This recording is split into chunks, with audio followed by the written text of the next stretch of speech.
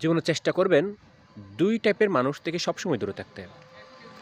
এক, যারা আপনার সাথে ভালোবাসার প্রিটেন্ড করবে, ভান করবে।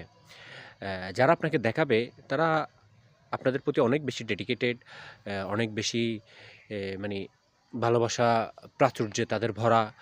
কিন্তু আল্টিমেটলি আপনি যখন বুঝতে পারবেন তারা আদতে আপনাকে ভালোবাসে না, তখন ফার্স্ট কাজ হচ্ছে আপনার তাদেরকে জাস্ট আপনার লাইফ থেকে ডিলিট করে দেওয়া এবং তাদের থেকে দূরে থাকা।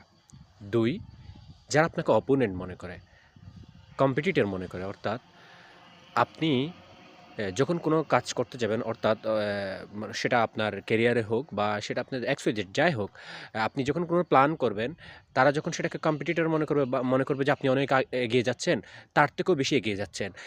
তারা আপনাকে সবসময় আপনার রাস্তার কাঁটা মানে কী বলবে, কাঁটা মনে করবে। আপনাকে তারা সরাতে চাইবে। সুতরাং আগে তাদেরকে সরিয়ে দিন, আপনার লাইফ থেকে সরিয়ে দিন।